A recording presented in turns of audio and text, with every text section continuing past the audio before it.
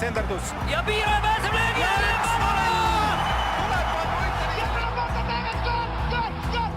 lõpuvilega saab jalgpallis otsa higivalamine ja algab 3. poolaeg. Saate toob teieni Coolbet, Eesti jalgpalli suurtoetaja. Tervitused jalgpallisõbrad, suur rõõm teid taas tervitada. 3. poolaja järjekordne episood on eetris teie ees ja suur rõõm on tervitada siin Õhtulehe stuudios laua taga Rommi Sihti ja ühtlasi soovida palju õnne sünnipäevaks tagantjärele. Nimelt eile said sa 19-aastaseks, palju õnne, tere tulemast! Tere tulemast, aitäh kutsumast ja aitäh ka sünnipäeva soovide eest. Noh, mis tunne see on? 19-aastane selg veel ei valuta? Ei saa öelda jah, et vanus on veel piisavalt noor, et seda muret mul ei ole veel. No kuidas sünnipäeva tähistasid? Siin Kaljul käimas ikkagi üsna tihe periood. Euromängud ees ootamas, enne seda veel suurmäng Floraga. Kuidas vaim on? Väga ei saanud tähistada, et trennid kestavad ikka veel ja et tuleb alati pingutada, sest euromängud on tulekul ja ega lõdvaks ei saa lasta nii-öelda. Kuidas Kalju meeskonnas praegu seis on liigatabelis hetkel? Kui vaadata nii-öelda tabelit, siis olete 4. kohal, samas 3. kohaga võrdsetel punktidel. Kuidas meeskonna sees vaim on? Ma arvan, meeskonna vaim on ikka hea, aga on kahju nendest kaotatud punktidest, mis viimasel ajal nagu sisse on tulnud. Et meil oli vahepeal väga hea hoog sees, et nüüd need kaotatud punktid võivad kunagi hiljem hakata meil maksma mingid kohti või eurokohti isegi, et selles suhtes, et me proovime hoida ikkagi seda vaimu seal nii-öelda meeskonna sees hästi, aga me peamegi olema nagu veendunud selles, et me ei kaota rohkem punkte. Hooaja alguses tegelikult oli selline üsna heitlik hoog, suured mängud kippusid minema pigem vastastele, siis vahepeal läks teistpidi. Mis sa arvad, miks see on niimoodi olnud sel hooajal? Üldiselt ikkagi Kalju on olnud selline pigem särtsakas võistkond selle hooaja kontekstis, aga lihtsalt selline natuke ebastabiilne. Ma arvan, et algus oli lihtsalt ebastabiilne, et kui me oma mängu käima saime, nagu ma olen varem ka intervjuudis öelnud, et kui me mängu käima saime, siis nii-öelda me oleme nii-öelda võimelised võitma kõiki ja väga hea mänguga, et alati päevad ei ole vennad, aga ütleme, et meeskond on saanud võib-olla peatreeneri käekirjas siis väga hästi aru ja hakanud seda nii-öelda realiseerima. Nikita Andreev on väga noor peatreener ikkagi, ei ole tal sellist suurt kogemuste pagasit ette näidata, küll aga on selline tunne vähemalt neid mänge ja kõike kõrvalt vaadates, et ta on peatreener, kelle nimel mängijad väga mängida tahavad. On see, nii-öelda tundub see mängijale täpselt samamoodi, et Nikita Andreev on treener, kelle nimel tasub mängida? Kindlasti, et ta võib küll noor treener olla, aga ma arvan, et tal on piisavalt kogemusi, et me oleme nagu ühtne meeskond, ta on suutnud tuua siuksed karakterid nii-öelda meeskonda, kes on siis nii-öelda stabiliseerivad seda keskkonda seal nii-öelda, et paar vanemat mängijat, Podoljusin, Maarin, aga samas on ka väga palju noort verd, et see, kuidas ta seda ühendab, on väga nii-öelda positiivne. Osa sellest noorest verest oled justkui ka sina, kuigi ootamatult hakkab oled sa nüüd olnud nii-öelda 1,5 hooaega Nõmme Kaljus kindel põhimees. Hüppame kõigepealt selle jutuajamise alustuseks päris algusesse tagasi. Ma vaatasin Jalgpalliliidu lehelt, et 2012 oli see aasta, kui sa mängisid oma esimesed noortemeistrivõistluste mängud. Kui ma ei eksi, siis sellest ajast alates oled sa alati mänginud endast aasta või 2 vanematega. On see nii? See täpselt on nii, jah, et sel hetkel, kui mina sinna nii-öelda Kaljusse läksin, siis meie vanusegrupp ei olnud, ehk siis minu vanusegruppi 2006 ei olnud ja eks tuli leida mingi alternatiiv. Ja alternatiiviks siis minu esimene treener Indro Olumets võttis mu siis aasta vanematega nii-öelda mängima. Ja kuna me tahtsime ka nii-öelda endale väljakutset, siis vahepeal juhtus ka, et nii-öelda 2005 sai siis 2004 liigat mängiv punt, et ma arvan, et see on väga head eeldused andnud, et alati mängid endast tugevamate ja vanemate vastu, et ma ei ütleks midagi halba selle kohta. Oli sel hetkel seal satsis veel selliseid sinusuguseid, kes nagu sa ütlesid, osad kohati mängiste 2004 liigat, olles ise 2006 poisid, et oli seal veel selliseid sinusuguseid? Ütleme, et väga palju ei olnud, et meil oli paar siukest, kes olid 2006, aga ülejäänud olid ikkagi peamiselt 2005, et ma olin see ikkagi alati kõige noorem ja nii-öelda kõige rohelisem.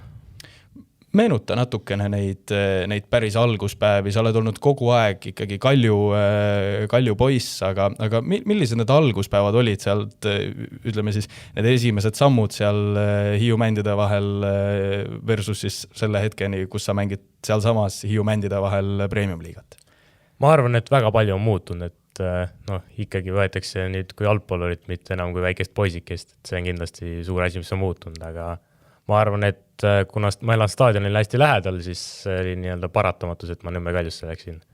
Et sellega tõttu ma sain ka väga palju aega veeta nii-öelda palliplatsil, et noorena oli ikkagi väga tihti olime enne ja peale trenne, et kohati sattusin isegi veel vanemate poiste nii-öelda punti, et ma lihtsalt saaksin nagu trenni teha ja mängida. Et selleks oligi hea eeldus, et ma olen piisavalt lähedal elan ja et nii-öelda siuke staadioni võimalus on olemas.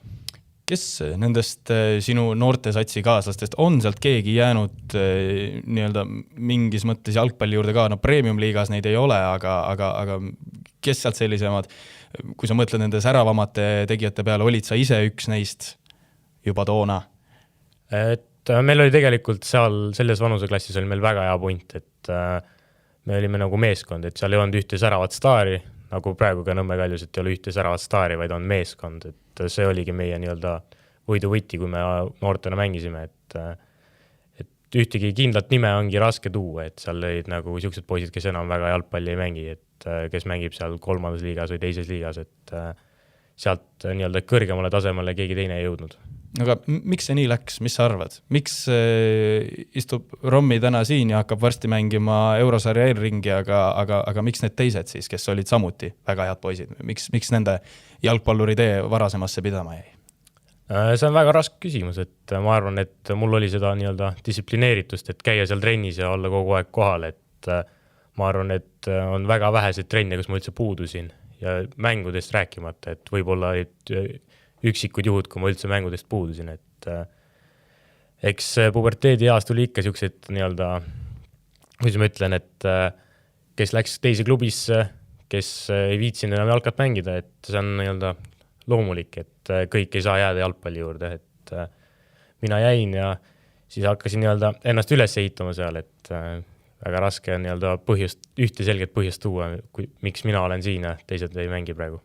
Aga oli see sulle selline suur lapsepõlve unistus, et saada jalgpalluriks või oli see pigem niimoodi, et elasid staadioni lähedal, sa sattusid kogu aeg sinna, ühel hetkel said aru, et tegelikult võiks ju ka?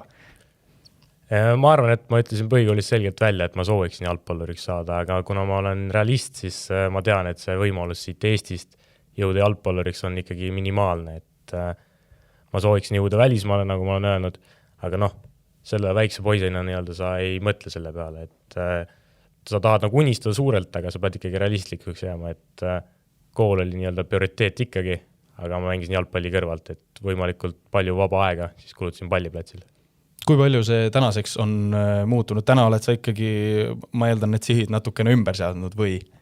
Ma ütlen niimoodi, et nii-öelda haridus on väga tähtis osa elust, et vanemad ei lubanud mängida jalgpalli, kui nii-öelda haridusteel on mingid probleemid, et põhikooli pidi ära lõpetama.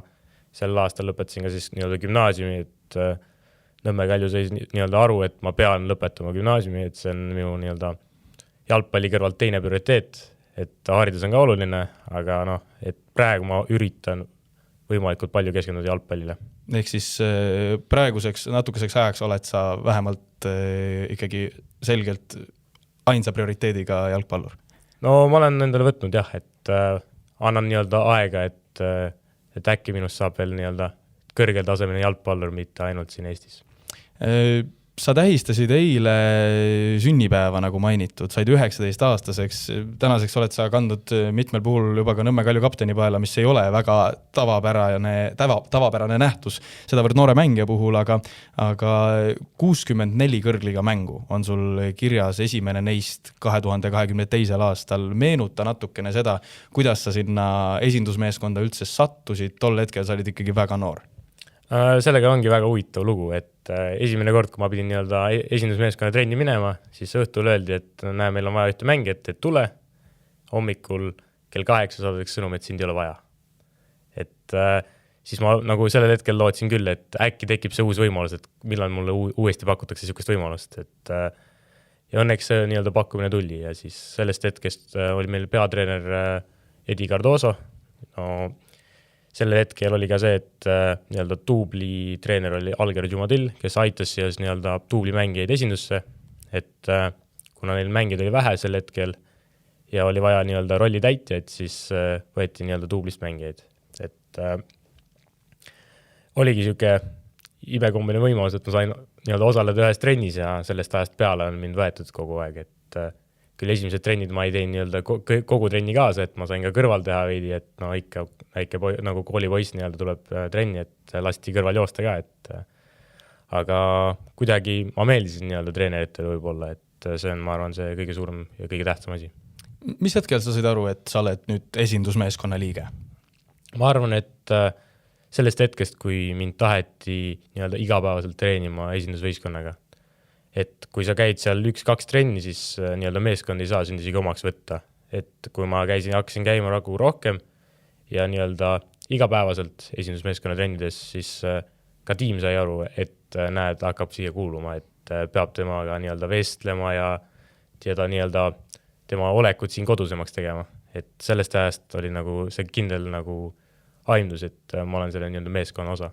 Kalju on alati olnud klubi, kus on üsna palju välismaalasi. Kuidas see selline integreerumine toimus? Mäletad sa seda kuidagi üldse teistmoodi, kui erinev see oli noorte võistkonnas mängimisest, et nüüd ühel hetkel sul on siin kõrval erinevad kutid, kes võib-olla eesti keelt ei räägi ja on üldse kuskilt mujalt tulnud?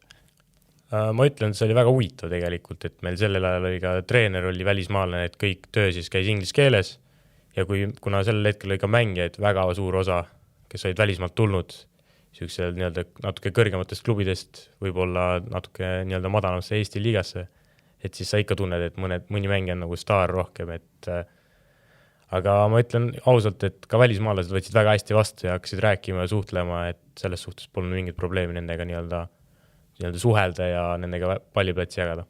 No tavaliselt, kui noor mängija läheb ikkagi esindusvõistkonda, tavaliselt seal on mingisugused sellised karakterid, kes teda natukene proovile panevad. Oli Kaljus ka selliseid tegelasi, kes natukene siit-sealt proovisid surkida või kes võtsid just eriti soojalt vastu? Ma ütleksin niimoodi, et oli neid, kes nii-öelda kurjustasid ja hakkasid nii-öelda eesti keeles mölisema minuga, et mida sa teed siin, et kuule, et see ei ole laste jalgpall, aga oli ka väga palju neid, kes nii-öelda toetasid. Ma ei oskagi täpselt kindlat nime öelda, aga seal olid erinevaid, et välismaalastest, venelastest, eestlastest, kõigist oli, et selles suhtes oligi hea nii-öelda nendega nii-öelda ühtseks tiimiks saada. Kalju on siiani ikkagi punt, kus on palju nii välismaalasi ja ka Eesti jalgpallureid nii eestikeelse kui ka venekeelse taustaga. Kui suureks võistkonna trumbiks sa seda pead, et teil on selline nii-öelda kooslus, kus on hästi palju erinevaid ka inimtüüpe koos? Ma arvan, et see ongi see, mis muudab seda, et kui sul on väga palju erinevatest nii-öelda keskkonnadest tulnud mängijaid, siis nad hakkavad nii-öelda ise nii-öelda suhtlema ja saad aru teiste mängijate mingitest iseärasustest või niisugustest, mis nad teevad teistmoodi kui meie siin. Et see annab meile igale ühele mingit nagu lisainformatsiooni nagu teiste nii-öelda mängustiilide kohta, teiste tehnikate kohta. Et no praegu on ka hea näide, et ütleme, et Eesti mängija ei hakka niimoodi driblama nagu Guilherme, et see on ka midagi uut, nagu mida ma õppisin seal. Ja veel kord sellest, et ikkagi sa läksid sinna 16-aastase kutina sellesse satsi, kes väga tihti noorte süsteemist mängijaid ülespoole ei too, et Henri Berk, Alex-Mattias Tamm, kellest viimane on nüüd ikkagi selline musternäidis sellest, kuidas noorte süsteemist klubi oma kasvandik tuleb, läheb välismaale, lööb seal ukse lahti. Aga mõtlesid sa tol hetkel selle peale ka, et see on vist ikkagi midagi üsna erilist, et sa sellises vanuses sinna esindusmeeskonna juurde jõudsid ja ka Premium-liigas juba mõned minutid said? No kindlasti, et Kalju on alati on selline, kellel on nii-öelda välismaalisi hästi palju, et siis ruumi ei ole nendele nii-öelda noortele eestlastele. Et väga paljud ju ka minu noorte satsidest vahetsid klubi, et läksid Kaljust kuhugi mujale, et see ikkagi on midagi erilist, et kui sa tuled ise enda nii-öelda noorte süsteemist ja liigud üles nii-öelda esindusvõistkonda, et see ei ole midagi muud, kui sa liigud kuskile nii-öelda teise klubisse, et et ongi, et seal nii-öelda maailmas on see nii-öelda harukordne juhtum meie seas ka eriti veel, et Kaljus on nagu väga vähe neid, kes on niimoodi teinud, et see on nagu midagi, mille üle uhkust tunda siis. Kas sinu peas ei olnud kunagi seda mõtet, et et nagu sa ütlesid, siis sinu noortesatsist mõned kutid läksid teistesse klubidesse, ei olnud sul kunagi seda mõtet, et proovida või sa olid ikkagi kogu aeg ainult Nõmme, ainult Kalju? Ma arvan, et ikka tekkis sellised mõtted, et oli, ma arvan, 2 aastat järjest, kus ma mõtlesin, et äkki peaks vahetama. Aga kuna ma ei leidnud seda ideaalset võimalust, et kuhu minna, siis ma pidingi jääma nii-öelda Kaljusse ja laskma sellel nagu nii-öelda joosta, et äkki mul on võimalus nii-öelda oma klubis edasi jõuda. Kuidas sa tagantjärele sellele vaatad? Nüüd ilmselt oled väga rahul, et seda nii-öelda nagu nimetatud ideaalset võimalust, mis võib-olla tagantjärele ei olekski nii ideaalne olnud, ei tekkinud või kuidas? Ei, ma arvan kindlasti, et ma vaatan selle uhkelt, et ikkagi jääda ühele klubile truuks on see midagi erilist, et võib-olla ongi, et vahepeal mingil hetkel oligi kuskil muru rohelisem, aga kui nüüd tagantjärgi vaadata, siis kõik peavad oma raskused ise läbi käima, et see oli minu nii-öelda teekond lihtsalt, et ma polnud alati kõige võib-olla särava mängija seal noorteklassides ka, et ma pidin lihtsalt nii-öelda ära kannatama selle nii-öelda raske ja siis äkki lootma, et kunagi tuleb ka nii-öelda helgem aeg. Noorte koondislane sa ei olnud, nagu sa ütlesid, eriti ei olnud sa selline kõige säravam mängija, aga mis hetkel sa ütleks, et selline nagu klõps käis, et sa said aru, et ikkagi võiks täitsa asja saada sellest jalgpalluri karjäärist? Ma arvan, et kõige nii-öelda esimene aimdus tuli sellest, kui ma hakkasin juba suurel väljakul mängima, et siis ma nagu sain aru, et minust võib olla väljakul kasu, et võib-olla ennem seda oli natukene siuke, ütleme teistmoodi mängija, et ma ei jaksanud joosta väga, aga nüüd on see nagu muutunud, et kui ma suurel väljakul läksime, siis alguses ka läks aega, et sellega harjuda, aga kui mida aeg edasi, seda rohkem hakkasid aru saama, et jalgpallukarjäär on täiesti võimalik. 2023. aastal mängisid sa Premium liigas 6 mängu, kõik vahetusest kokku minutit tuli 74. Järgmisel aastal 35 mängu, 2481 minutit, vähemalt niimoodi lugesin ma kokku, ehk siis 2022 ja 2023 olid ikkagi sellised hooajad, kus sa pigem treenisid esindusega, aga mänguaega kogusid mujal.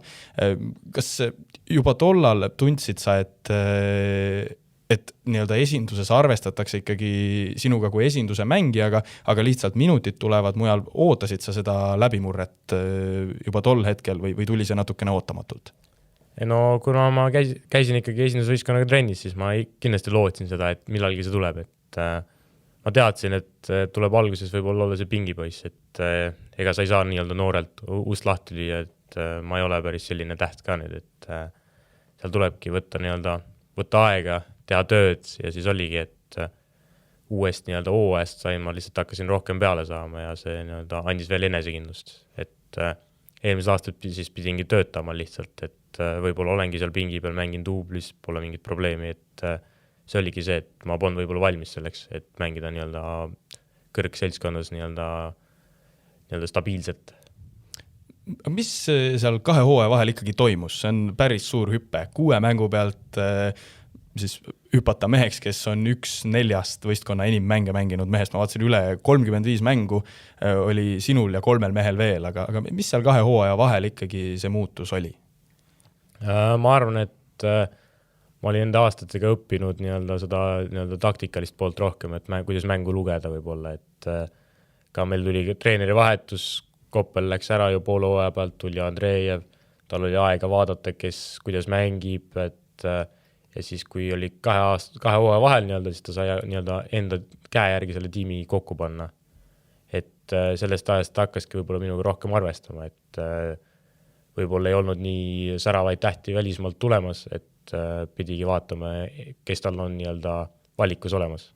Meenuta seda, mis see sinu esimene kokkupuude Andreeviga just esinduse raames oli. Mis sõnumi ta sulle kaasa pani või kuidas see algus koostööl kulges? Kõige esimene oli üldse, ma arvan, et duubli-trennis oli üldse, et kui ta tuli meile, siis ta oli ka duublis nii-öelda käis trenne andmas, sest ta oli seal ka abitreener. Ja tema esimene ütlus mulle, ma mäletan väga hästi, et oli, et kas sa sooviksid mängida nii-öelda jalgpallikeeles inverted fullbacki, ehk siis äärekaitset, kes liigub kuidagi teistmoodi kui tavaline äärekaitse.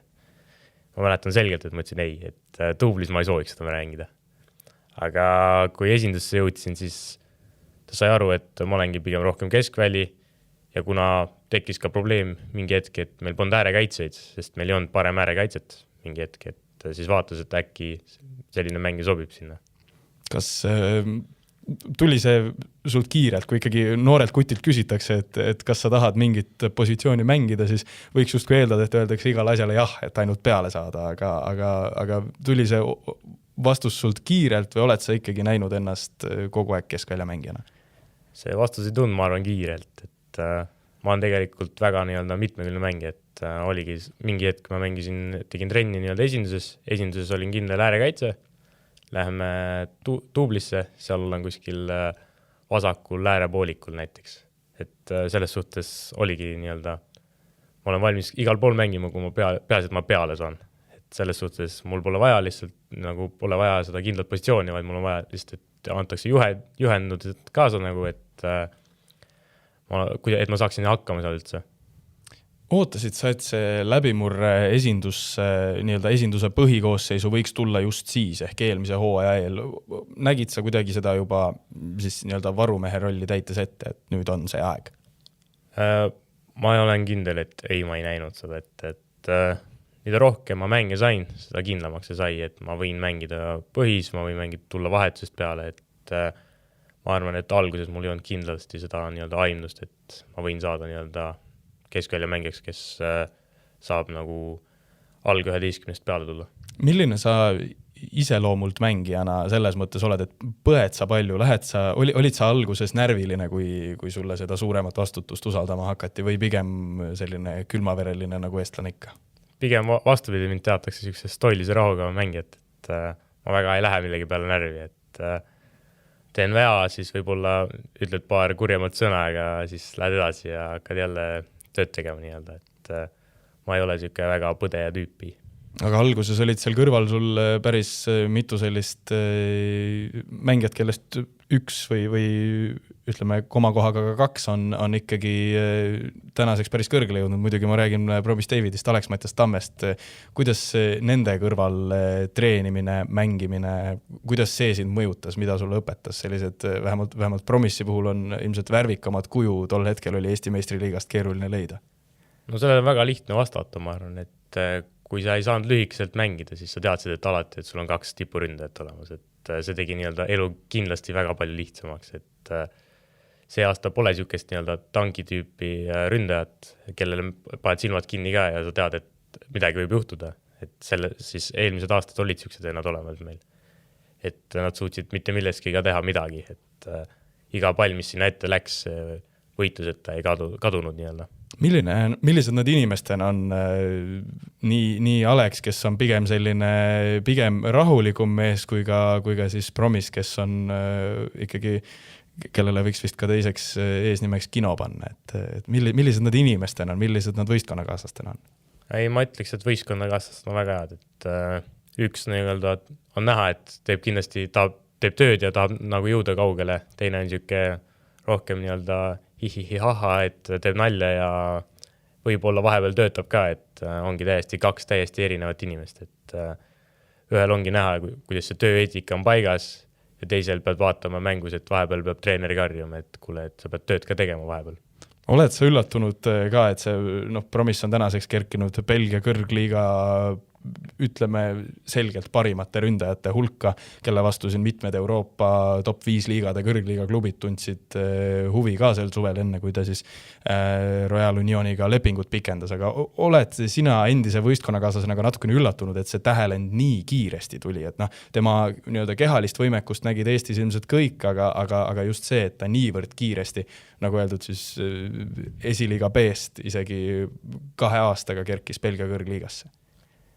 Kuna ma olen taga mänginud ka esiliiga B-s, et siis ma tean, et minu arvates tema jaoks oli see kõige tähtsam oli enesekindlus, et kui kui ta ikkagi lööb 5 palli mööda, siis sa näed seda, et nii-öelda veidi nukram meel, aga kui hakkab nagu sujuma, siis läheb ikka täiega.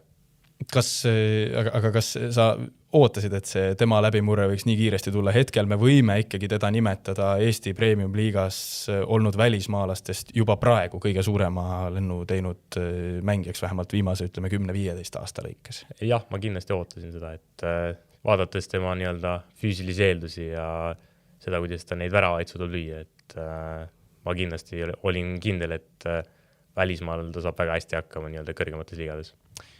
Tänaseks oled sa 1,5 aastat, 1,5 hooaega mänginud siis Kalju põhimehena. Kui palju oled sa ise selle aja jooksul muutunud? Nii võtame mängijana, sa ütlesid, et sa olid väga rahulik mängija juba enne, aga nii mängija kui ka võib-olla inimesena, kui suur see muutus on olnud ja milline? Ma arvan, et mängijana ma olen selles mõttes muutunud, et kunagi teati mind mitte väga hea füüsilise vormiga mängijat, et ma ei jaksanud võib-olla joosta nii palju ja ma ei ole kõige kiirem mängija.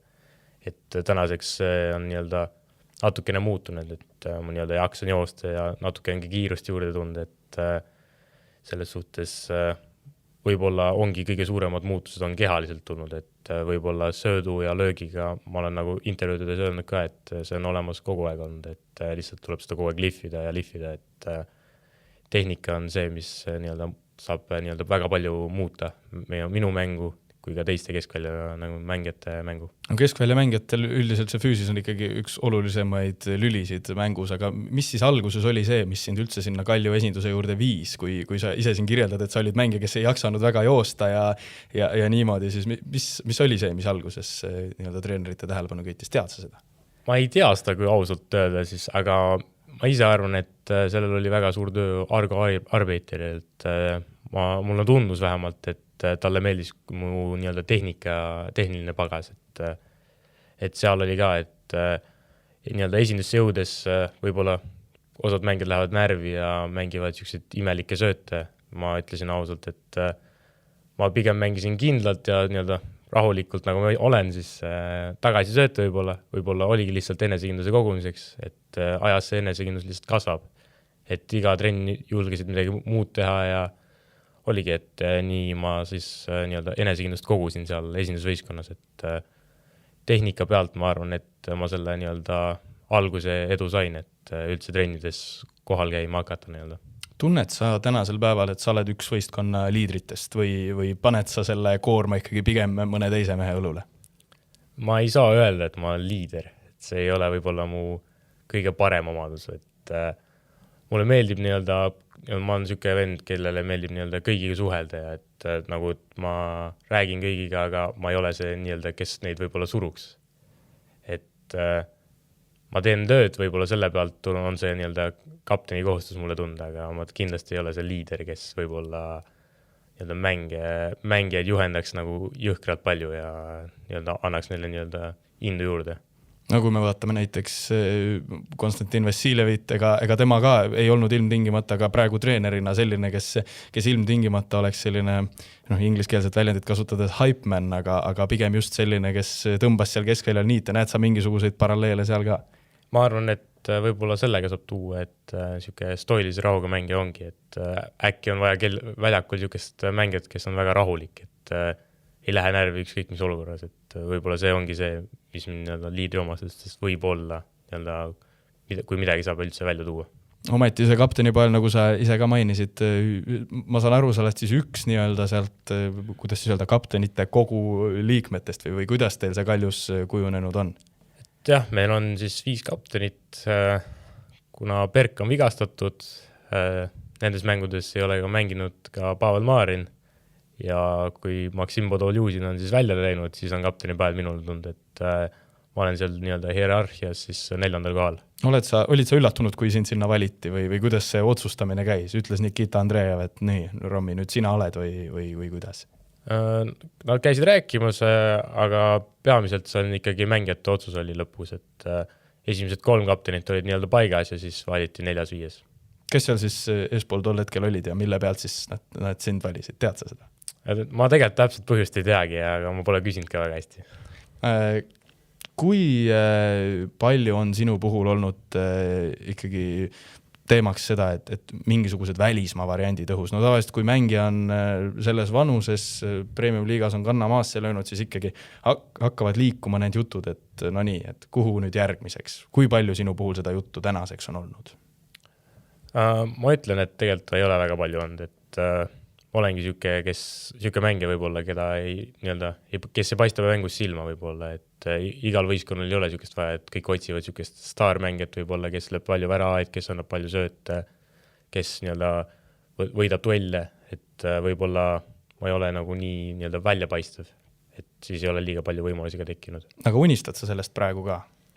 Kindlasti, et see on kindlasti praegu väga suur unistus, et saada kuhugi välja ja tugevamasse liigasse, et ennast üldse proovile panna, et kas ma saan üldse hakkama siukestes liigades, nagu meil siin maailmas on. Kas pigem näed sa, et see nii-öelda lükke edasi või see samm edasi võiks tulla näiteks juba selle hooaja järel või pigem lükkad sa seda lükkaksid veel järgmise hooaja ka sellise Eestis kogemuse hankimise alla, oled sa planeerinud ka seda kuidagi? Mina isiklikult väga palju planeerinud ole, et ikka tahad mõelda, et mida kiiremini seda parem, aga me oleme arutanud klubiga, et võib-olla tuleb kõik asjad tulevad enda hetkedel, et kindlasti tahaksin mängida veel et kogemusi hankida siis veel mõnigi mängu, et kõik kogemused, mis ma siit saan, võib-olla on kunagi siis välismaal kasuks mulle.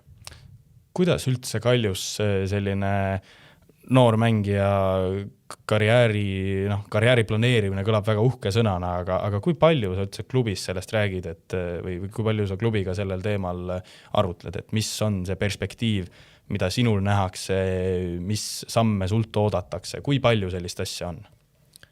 Ma ütleksin, et minu puhul on seda juttu väga vähe olnud, et ma olen ikka ise aru saanud, et ma pole veel valmis kuhugi edasi astuma, et pole mõtet veel nii suuri plaane teha, mida me ei suuda teostada.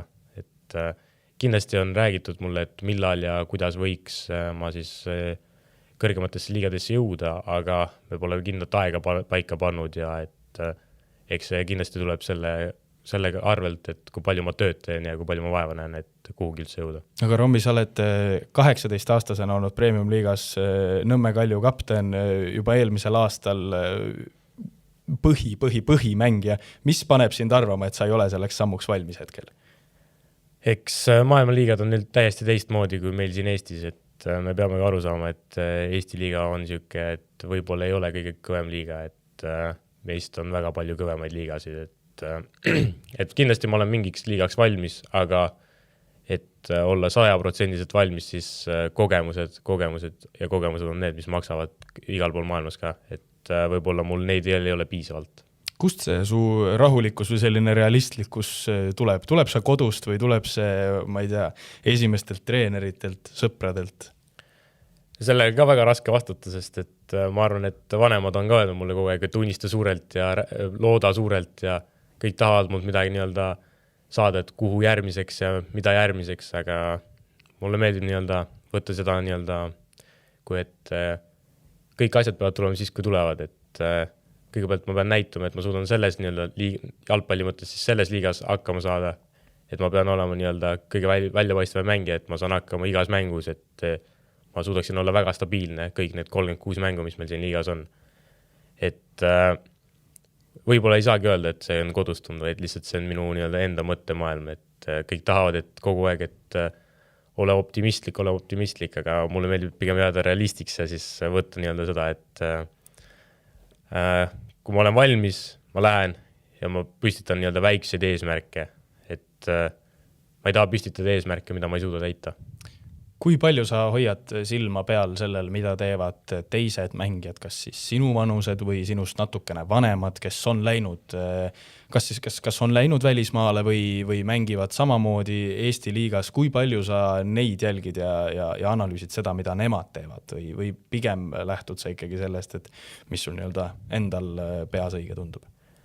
Ma kindlasti jälgin neid, keda nooremaid mängijaid, kes on siis läinud välismaale noorte akadeemiatesse ja nendesse noorte vanuseklassidesse, et minu jaoks on ka kindlasti see, et ma ei sooviks minna noorte klassidesse, et sealt seda nii-öelda sammu teha edasi nii-öelda noortest meestesse on väga raske, oleme näinud siin kõikide puhul, et kes välismaale on läinud, et kas nad tulevad tagasi Eesti kõrgliigasse mängima või siis lähevad kuhugi nõrgematesse liigadesse, et nii-öelda minu peamine eesmärk on, et kui ma juba siin nii-öelda meestega mängin seda nii-öelda premium liigat, et siis ma sooviksin minna ka kuhugi, ütleme välismaal kuhugi, kus ma saan meeste jalgpalli mängida, mitte enam noorte jalgpalli.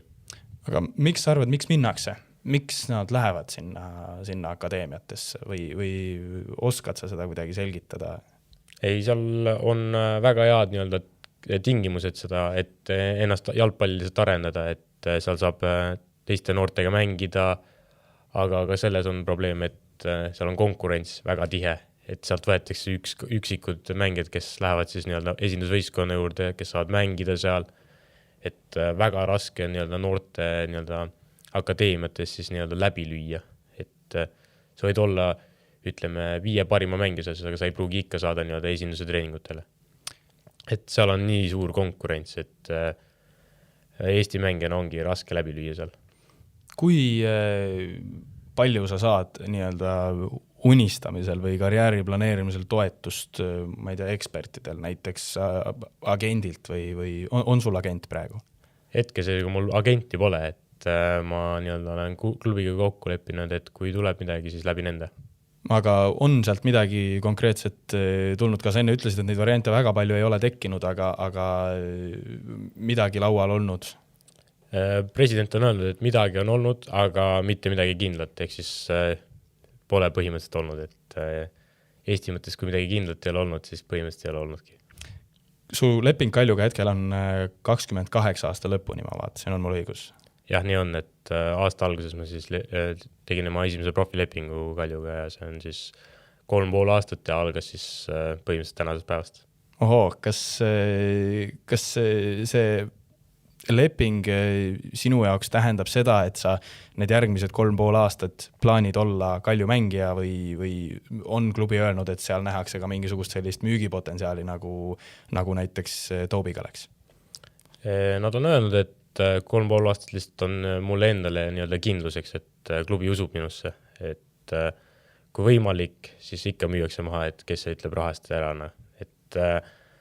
Aga et mängijal oleks siis nii-öelda kindlus ja et võib-olla jalgpallimaailmas nii-öelda pikk leping tähendab siis ka positiivseid asju, et klubi usub minusse, et võib-olla teised klubid vaatavad, et näed, temasse usutakse ja siis võib-olla nii-öelda ollakse nõus ka natuke raha maksma selle eest. On see sulle endale üllatusena tulnud, et Kaljus ei ole väga palju neid, kes tahtmata üldse seda kuidagi siin üle rõhutada, mitte et teistes klubides neid nüüd ülemäära palju oleks neid oma kasvandikke, kes kohe esindusse murravad. Pigem käib see ikkagi ka Eesti-siseselt ju nii, et näiteks Tuublist laenatakse mängija mõnda madalama otsa kõrgliiga klubisse ja siis ta tuleb nii-öelda tagasi oma kasvatajaklubi eest mängima. Näiteks see palju räägitud Flora ja Kuressaare näide on ju, et Flora U21-st Kuressaarde ja siis sealt kohati mõned mängijad on jõudnud ka Flora esindusse, aga sinu teekond on olnud ikkagi väga selline lineaarne läbi Kalju. On see sulle üllatusena tulnud, et neid mängijaid on nii vähe, kes on sellise teega nii-öelda hakkama saanud? Ma arvan küll, et see on väga suur üllatus olnud, et ma oleks oodanud, et neid on rohkem, aga reaalsuses neid ongi vähe, et kõik tahavad nii-öelda võib-olla liiga kiiresti, liiga palju saada, et ei ole seda nii-öelda kannatlikkust, et oodata oma aeg ära. Aga sa tundsid, et siis, kui sa 17-aastasena Kaljus selle nii-öelda põhiraskuse enda õlule said, siis ei olnud see selline tunne, et see nüüd tuleb natuke liiga vara? Ma arvan, et ka sellega oli see, et ma olin juba väga pikalt olnud nii-öelda esindusmeeskonna juures, et ma lootsin, et mingi hetk see aeg tuleb ja et treener võib-olla ootaski ära selle hetke, et kui ma olen valmis.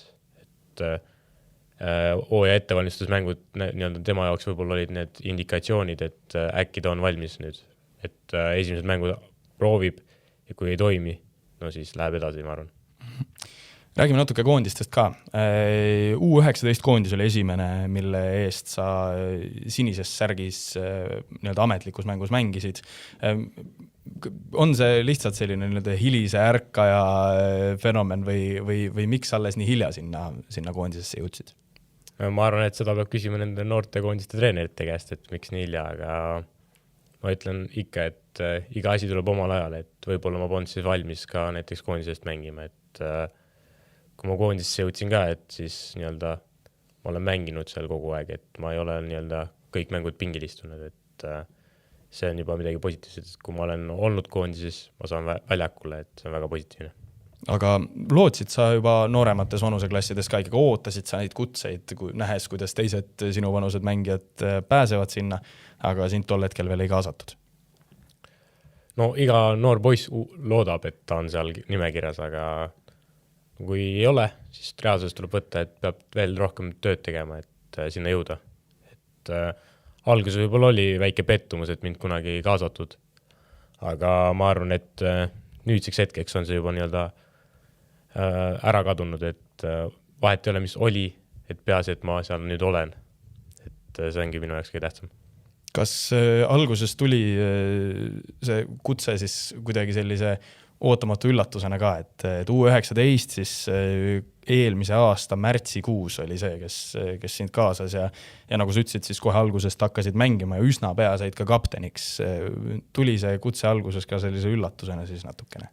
Selleks hetkeks juba enam ei olnud nii suur üllatus, et ma tegelikult olin ka U18 kaasatud, et ma käisin nendega laagris, lihtsalt osadel kogunemistel ma ei saanud käia, sest meil olid karikamängud nendel aegadel ja karikamängudes oli väga hea saada mängupraktikat esindusmeeskonna eest, et siis räägiti läbi, et kuna U18 ei ole mingit kvalifikatsiooni ega midagi, et siis lasti mul mängida meeste konkurentsis siis karikamänge. Et U19 oli juba natukene süke, et ma lootsin seda kutset saada, et võib-olla kapteniks ma ka ei lootnud, et see tuli ka kuidagi öeldi üks mäng, et näe, nüüd sinul on kapteni pael ja et sina oled kapten, et see oli ka väga huvitav.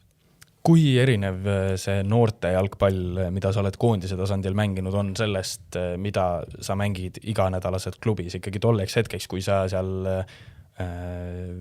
Eesti U19 koondises esimese mängu mängisid, olid sa olnud üsna pikalt Kalju esindusmeeskonna treeninggrupis, kui selline, kas siis just nüüd imelik, aga teistsugune oli see samm koondisjalgpalli. Kuidas sa neid võrdleksid? Ma arvan, et meestega treenimine ja siis välismaalastega treenimine on täiesti teine asi, et seal treeningtase võib-olla oligi natukene kõrgem, kui oli selleks hetkeks noortekoondistes. Et noortekoondistes on alati, et igal treeningul annab igaüks 100% ja lihtsalt, et meeste jalgpallis nagu natukene nõks kiirem alati, et võib-olla sellepärast oligi natuke lihtsam ära harjuda selle noortekoondistega. Üks asi, millest ei saa sinu U19 koondise mängude puhul üle ega ümber, kas saimad, millest ma rääkima hakkan? Kahjuks või õnneks jah, et see on see käärelöögid Rootsi vastu.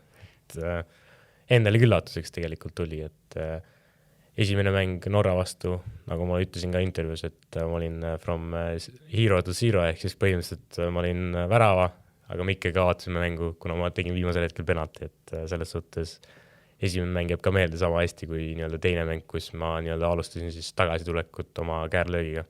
Kõlab natukene nagu naljakalt, et sa ütled, et oled mängija, kes ei paista eriti palju platsil silma ja siis vajutab Rootsile kääre, et kirjelda, meenuta natukene seda hetke.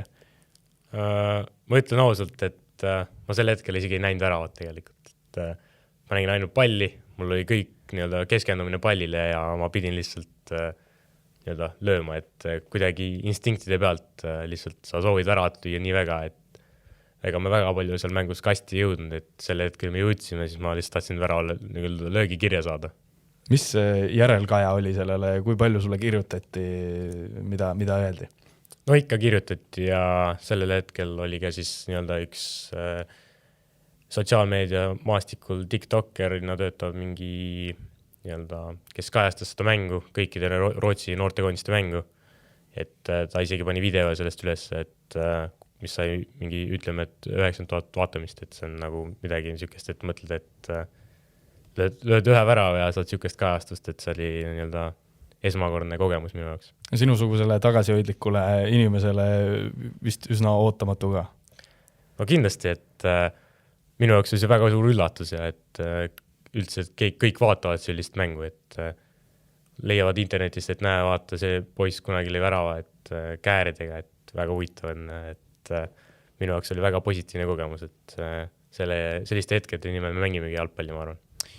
Nüüd selle aasta kevadel Jani Sarajärvi käe all tegid sa oma esimesed mängud ka U21 koondises, sealgi oled värava kirja saanud taaskord küll. Kõik 3 mängu, mis sa oled mänginud, kus värava löönud, on lõppenud seisuga 2-1, kas siis ühele või teisele poole. Aga seal ikkagi mängijad, kes on ka juba pikalt kas Premium-liigas mänginud või Välismaa akadeemiatest. Kui sa nüüd võrdled neid mängijaid, kes on Eesti U21 koondises, kas siis näiteks Välismaa akadeemiatest, nagu näiteks stiilis Karel Mustmaa, Ramol Sillamaa, võrdled nende mängijatega, kes mängivad Eesti meistriliigas, milliseid erinevusi sa nende vahel näed?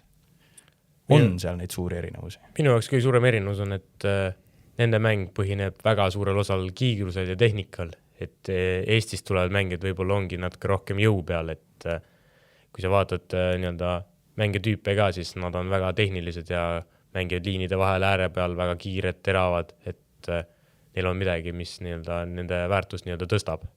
Et võib-olla nad ongi lihtsalt silma paistnud siin Eestis.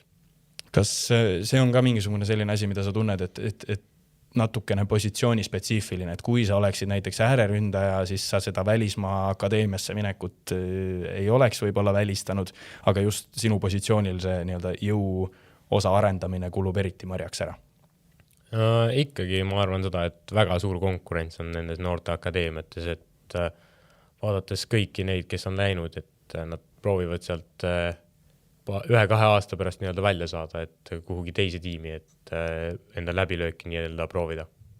Aga ikkagi see sinu teekond on olnud selles mõttes suhteliselt või sinuga mõtteviis on selline suhteliselt haruldane, ma ütleks Eesti jalgpallimaastikul noorte hulgas, et üsna tavaline on ikkagi see, et unistatakse, et varakult välismaale, kui ma ei tea, stiilis 18-aastaselt sa juba välismaal ei ole, siis võib põhimõtteliselt maha kanda, et sellist mõtteviisi on meil väga palju, aga kust see tuleb, oskad sa öelda? See kõik on nagu meediakajastusel väga suur nii-öelda osa, et seda nii-öelda kajastatakse võib-olla rohkem kui nii-öelda minusuguste teekonda, et võib-olla ongi, et ega ma ise tahaksin ka tegelikult 18-aastasena välja saada, et ma ei ütleks sellest kunagi ära, et lihtsalt teised mängijad on nagu nii-öelda oma mõttemaailmalt, et soovivad sinna noorte akadeemiasse, et äkki sealt saab läbilööki, et võib-olla ongi, et lihtsalt, et nii-öelda minu mõttemaailm see, et ma nüüd juba sooviksin nii-öelda meeste maailmas, et võib-olla ütleme, et kui ma olin 15-16, siis ma ka tahtsin, et ma jõuaksin noorte akadeemiatesse, et aga võib-olla siis ma ei olnud see nii-öelda särav täht, et mul oleks niisugune võimalus üldse, et võib-olla ongi see, et meediamaastikul tehakse nii palju tööd ära juba, et kõik peavad välja saama ja kui sa oled, ütleme, 17-18 ja väljas ei ole, siis ongi, et põhimõtteliselt karjääri lõppenuks lugeda, et mängidki Eestis nii-öelda. Nõmme Kaljust täidad sa hetkel ka KTM-i rolli, mis on ikkagi Eesti eriti just tippklubidel, jätame Flora kõrvale, aga tippklubidel selline paras pind silmas olnud pikalt. Kui palju sa ise seda tunnetad või kui palju meeskonnas nii-öelda selle reegli mõju on tunda, et sina oled ilmselt esimene mees, kes sinna koosseisu kirja pannakse. Tunnetad sa ise ka seda? No see reegel on, ütleme, võib-olla veidi imelik, et ma saan aru, et Eestis treenitud mängijad peab olema kindlasti, ega klubis treenitud mängijad ongi nagu raske nii-öelda võtta, et kõik liiguvad teistesse klubidesse ja see ongi loomulik liikumine, et ikka on, saad aru, et nii-öelda KTM-i pärast võib-olla ongi, et mõned asjad sulle rohkem lubatud, et nagu sa loodad, et sa ei mängi KTM-i pärast ja keegi ei vaata seda, et sa oled KTM, aga reaalsuses on see, et nad peavad 2 KTM-i väljakul panema ja sellega nii-öelda nende käed on nii-öelda seotud, et nad ei saa võib-olla panna täpselt seda koosseisu ja täpselt seda nii-öelda taktikat, mida nad on tahtnud. Aga see sinu nii-öelda filosoofia, et varakult välismaal ei ole nii väga mõtet minna sinna ülitihedasse konkurentsi, kas on see miski, mis on sinu enda nii-öelda peas idanenud või on sul kõrvalt keegi ka nii-öelda jaganud soovitusi? Oled sa rääkinud mõne mängijaga, mõne treeneriga, kes on samasuguse soovituse andnud? Otseselt ma mängijate ja treeneritega väga rääkinud ei ole, aga kuna ma olen vaadanud, et Eesti mängijad lähevad nii-öelda varakult välja, aga tulevad ka varakult tagasi. Et võib-olla käivad seal, teevad oma sutsu ära sinna välismaale, aga kuidagi lõpetavad ikka Eesti kõrgliigas, et sa loodad kindlasti, et seda ei juhtu, aga no vaatad reaalsusesse, siis väga suur võimalus on, et see juhtub, et minuga mängina, et võib-olla oligi, et võib-olla mul äkki vedas, et mul ei olnud varakult niisugust võimalust. Et kui mul oleks varakult niisugune võimalus olnud, et läheks kuhugi noorte akadeemiasse, siis võib-olla olekski, et ma läheksin sinna ja hakkaksin nii-öelda elamagi seda nii-öelda jalgpalli lihtsalt varem. Aga kuna mul niisugust võimalust ei olnud, siis ma pidingi leppima sellega, et ma siin nii-öelda Eestis kõigepealt üritan tipud jõuda ja siis välismaal juba.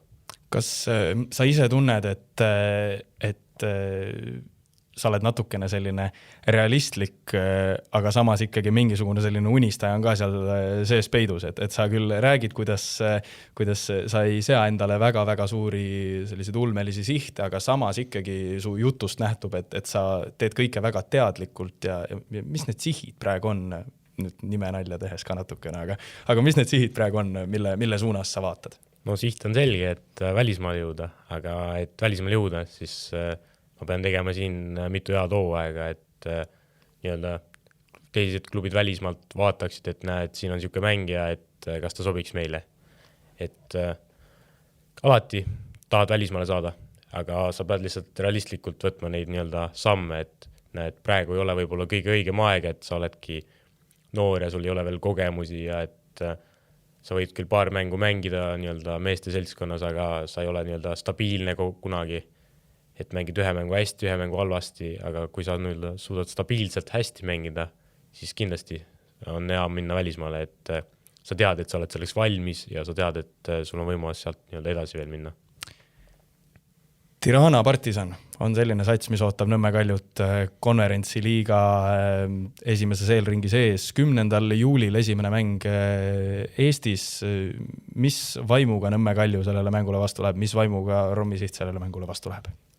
Ma arvan, et meie klubi läheb väga kindla sihiga, et siit võimalikult hea skoor nii-öelda võõrsil mänguks kätte võidelda. Et mina isiklikult lähen, et stabiilselt head mängu teha, et ma ei hakkaks kõhklema nii-öelda oma otsustes, isegi kui see on välismaa sats, et me peame võimalikult hea tulemuse juba siin nii-öelda Eestis kätte saama, et seal võib-olla Karukoopas on võib-olla natuke raskem seda nii-öelda tulemust teha, et me teame, et nad on väga võrdsed võistkonnad meiega nii-öelda, et meil on võimalus võita, et me peame kõik tegema endast, et lihtsalt nii-öelda oma tugevused maksma panna.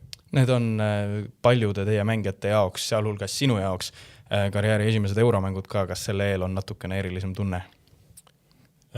Ütleme nii, et tegelikult kindlasti on, et me ei saa öelda, et ei ole, et see oleks valetamine, et iga euromäng on ju nii-öelda uut moodi kogemus ja et mängid nii-öelda välismaa satsidega, et ei mängi, nagu me oleme Levadiaga mänginud juba see hooaega 4 mängu, et see on midagi nagu teistsugust, et sa mängidki satsiga, kes on juba nii-öelda välismaal võib-olla enda liigas võib-olla üks parimaid, et saadki teada, kus tasemel sa oled, et kas nende liiga on sinu jaoks näiteks hea, halb, liiga tugev, liiga nõrk, et see ongi et väga hea, et me saame nii-öelda jälle kogemusi hankida.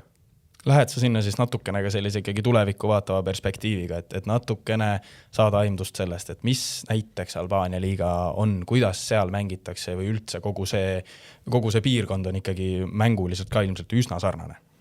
Ma arvan, et see piirkond on lihtsalt mänguliselt üsna sarnane, et kindlasti sa vaatad, kas see on sinu jaoks nii-öelda sobiv koht, et iga nii-öelda mäng välismaal annab sulle jälle kogemusi ja teadmisi, kuidas keegi mängib, kuidas liigad on, kuidas näiteks üldse infrastruktuur on seal näiteks väljakut, et see kõik annab ju mingi aimduse, et oma edasistel valikutel midagi nii-öelda teistmoodi võib-olla teha. Ja et need mängud on ju kindlasti väga tugevad, et see annab ka jälle kogemusi, et sa saad alati kõike võtta sealt kaasa. Enne euromäng on ees veel ka kohtumine Floraga, nagu ennist mainitud, ja see tabeli tipp on ikkagi üsna tihe. Hetkel, kui me siin vestleme teisipäeval 1. juulil, siis Levadia 44 punkti, Flora 41, Paide ja Kalju 38. Tiitliheitlus on täies hoos. Mida on vaja teha, et see tiitel aasta lõpus Hiiule tuua? Seal on lihtne vastus, et stabiilselt hästi mängida, et pole viimasel ajal tugevatega väga palju punkte kätte saanud, et see on kindlasti, et me peame hakkama jälle nii-öelda tugevatelt punkte võtma, me ei saa kaotada nii-öelda endast kahju on öelda, aga nõrgemate vastu, et me peame võtma punktid võimalikult palju ja võimalikult kindlalt, et vastastel ei oleks isegi võimalust. Tunned sa, et Kalju meeskond on hetkel selleks 100% valmis või näed sa mingeid nüansse, mis vajavad veel parandamist? Ma arvan, et selle nädala aega juba, mis me siin aega on Flora mänguks, et sellega saab väga palju nüansse nii-öelda parandada, et meil tuleb ka ju Männilan, kes on siis nii-öelda puhtakujuline tipuründaja, et võib-olla see annab meil lisakäigu juurde, et ma olen 100% veendunud, et me anname väga hea lahingu Floral, et selles suhtes mul ei ole mingit nii-öelda muresid, et miks me ei peaks nii-öelda võitma neid. Ja eurosarja sihid? Või alati tahan öelda, et mida kaugemale seda parem, aga et võtame mäng korraga, et esimesena tuleb nii-öelda see Tirana punt nii-öelda kotti panna, ja siis vaatame edasi. Selge pilt. Suur aitäh, Romi, täna stuudiosse tulemast. Soovime edu kõigepealt Flora mänguks, siis euromängudeks ja siis kõigeks edaspidiseks ka. Suur tänu kutsumast. Ja aitäh ka teile, head kuulajad. Loodetavasti oli teil ka huvitav kuulata, sest et vestlus oli igatahes huvitav ja loodetavasti siit midagi huvitavat, uusi mõttenurki sai kõrva taha pandud. Aitäh kõigile! Saate toob teieni Coolbet, Eesti jalgpalli suurtoetaja. Siljevits endardus. Ja Piire pääseb löögi!